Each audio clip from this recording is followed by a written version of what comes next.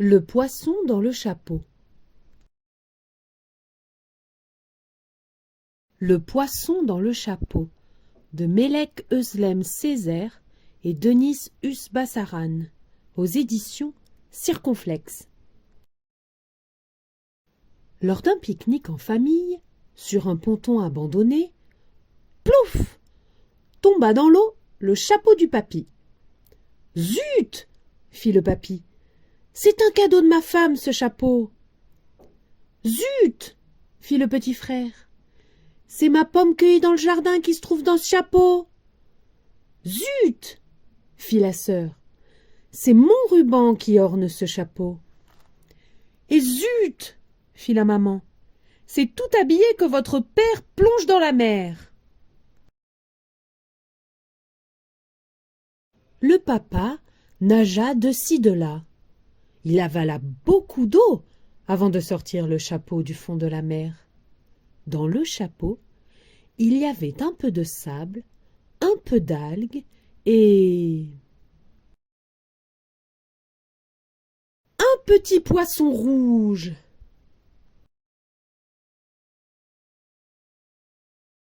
Fâché, le petit frère jeta un caillou dans la mer. « Mais elle est où, ma pomme ?»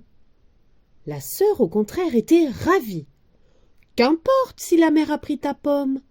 Regarde, elle a laissé un petit poisson à sa place, tout rouge et tout mignon. » Ils pensèrent alors que c'était un cadeau de la mer, sans se demander ce que le poisson ressentait. « Youpi! Génial !» Pendant que les enfants sautaient de joie, le papa ronchonnait. Il n'aimait pas rester ainsi tout mouillé. Le poisson s'affaiblissait. Il souffrait d'être à l'air libre. « Pauvre petit !» dit le papy, inquiet pour le poisson. « Laissez le malheureux dans la mer. Regardez comme il s'agite. Il cherche de l'eau. » La maman rit et répondit. « Rien de plus simple !» Elle plongea un gobelet dans la mer pour le remplir d'eau salée. Puis hop, elle mit le poisson dans le gobelet. La famille se mit en route sans tarder. Une fois rentrés, ils placèrent le poisson dans un bocal en verre. Durant la nuit, alors que tout le monde dormait, le clapotis des vagues manqua au petit poisson. Mais bientôt, il perçut le bruit de la mer. Le vacarme des vagues déferlantes retentit dans toute la maison. Braum, braum. Cette nuit, chacun rêva d'une aventure en mer, mais personne ne comprit pourquoi. Le lendemain, le sel de la mer manqua au petit poisson. Il lui manqua tellement que partout dans la maison, du sel se déposa. Toute la famille passa la journée à le balayer. Pour couronner le tout, la nuit suivante, les algues manquèrent au petit poisson. Au réveil, d'immenses algues qui avaient envahi la maison accueillirent la famille. La télé, le canapé, la table, le tapis, tout était vert.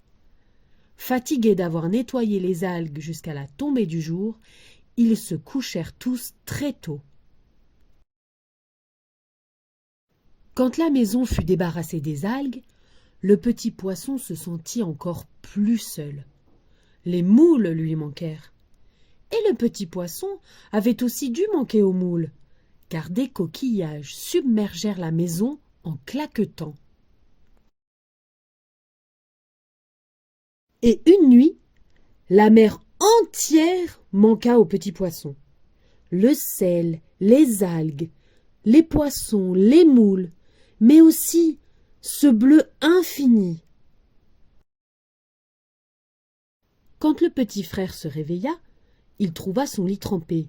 « Zut! Je me suis fait pipi dessus ?» se demanda-t-il, inquiet.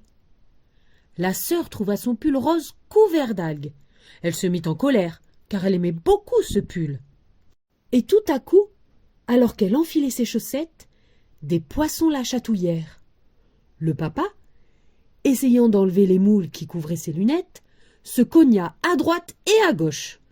La maman poussa un cri, car ses cils s'étaient collés à cause du sel. Quant au papy, comme il était difficile de marcher dans l'eau qui lui arrivait jusqu'au torse, il nagea jusqu'au petit poisson. « Ah !»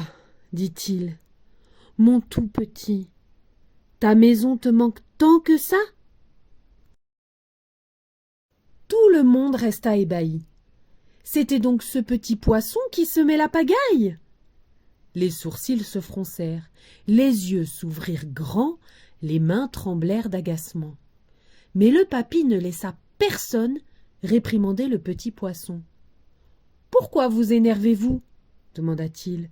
« On l'a arraché à sa maison. Alors, il fait de notre demeure la sienne. » Quand la sœur répondit « Tu as raison », en acquiesçant d'un signe de tête, les algues qui formaient un chapeau sur sa tête tombèrent et atterrirent sur le visage du petit frère. Quand le petit frère les retira d'un geste vif, splaf! Les algues se retrouvèrent sur les yeux du papa.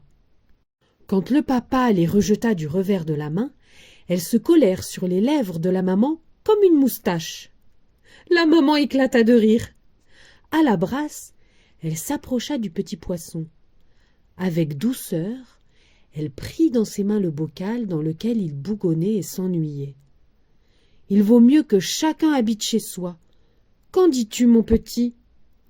Le petit poisson sauta 3 fois, remua sa queue 4 fois, cligna des yeux 5 fois et forma 6 bulles dans l'eau.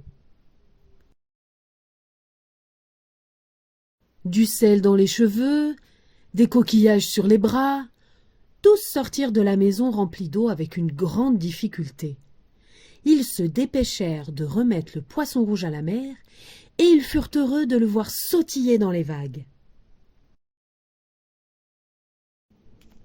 Fin.